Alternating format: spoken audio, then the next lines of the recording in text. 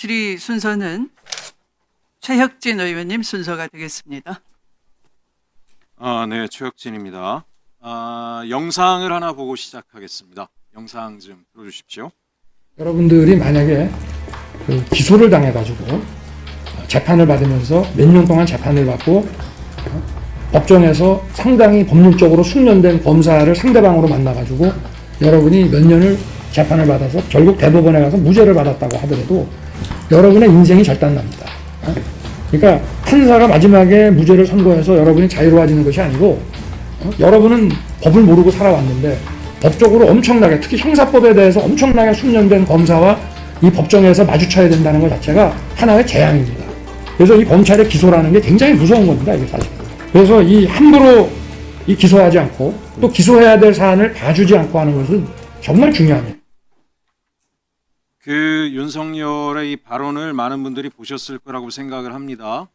대법 가서 무죄 판결이 나더라도 검찰이 작정하고 한번 조지겠다라고 말하면, 마음 먹으면 사람 하나 인생 끝장내는 거는 일도 아니다. 사실 1심에서부터 대법까지 가려고 하면 몇 년 걸리죠, 법무장관님. 예, 그렇습니다. 예, 그 사이에 어쨌든지 간에 막대한 변호사 비용 들어가고 직장 생활도 제대로 못하고 가족관계 깨지고 그러다 보면 빈민으로 전락할 수도 있습니다. 그게 사실 검찰 개혁하는 가장 중대한 이유라고 생각을 합니다. 문제는 이렇게 검찰의 조직적인 은폐 조작 사례들이 생각보다 우리가 지난 시간 동안에 많이 발생해 왔다는 게 문제인 것 같습니다.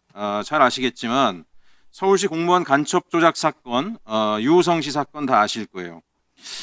기본적으로 담당 검사 이시원, 이문성 등이 이 사건이 나중에 대법 판결에서 어쨌든 검찰과 국정원의 조작이라는 것이 밝혀졌음에도 불구하고 대검 감찰에서 정직 1개월의 경징계를 받습니다.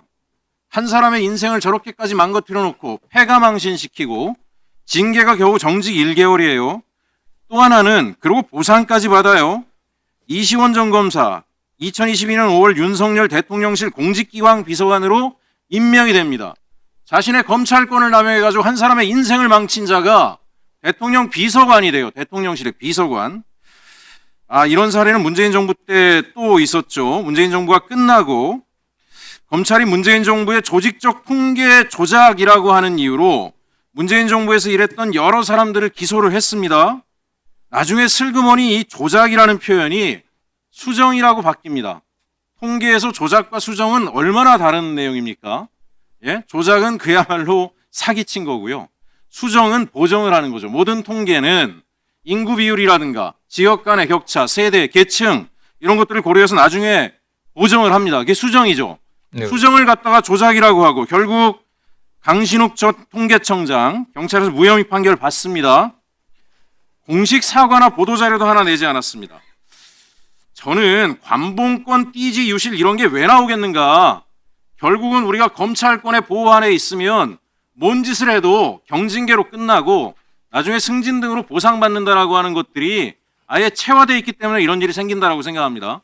그래서 이번에 저는 검찰개혁에서 우리 법무부에서 꼭 해주셨으면 좋겠는 게 검찰 중에서 자신의 기소권을 남용해서 이 서민들 괴롭히고 시민들 괴롭히고 남용한 자들에 대해서 강력한 응징 체계를 만들어야 된다.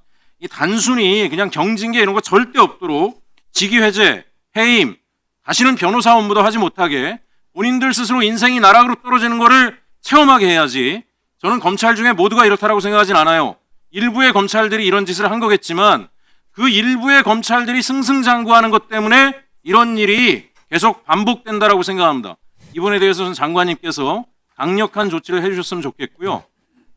또 하나 제가 말씀드릴 게 최근에 우리가 이 내란 개헌 관련돼서 고위공직자들 중에 여기 동조했다라는 의혹을 받고 있는 사람들이 해외를 도망가고 있어요. 이게 좀 잘 살펴봐 주십시오. 기획재정부 김동일 전 예산실장 당시에 계엄 당시에 예비비 쪽지를 밑에 검토시킨 의혹을 받고 있습니다. 저 깜짝 놀랐어요. 어디가 있나? ADB에 파견 나가 있어요. 해외 가서 고액 연봉 받으면서 잘 먹고 잘 살고 잘 놀고 있대요. 어떻게 이런 일이 벌어집니까? 내란 당시에 경제비서관 했던 신중범 제가 얼마 전에 제보 받았습니다. 지금 조용히 싱가포르에 있는 국제기구 AMR로 여기도 연봉이 한 30만 달러 이상 된대요. 여기 가서 놀고 먹으려고 지금 준비하고 있다는 제보 받았습니다. 이런 사람들 절대 국외에 나가지 못하도록 출국 금지 시켜주시고 나가서 놀고 있는 사람들 국내 소환시켜서 철저히 조사해 주실 것을 부탁드립니다.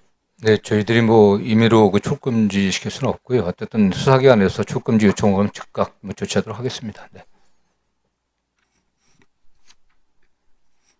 네, 수고하셨습니다. 다음 질의 순서는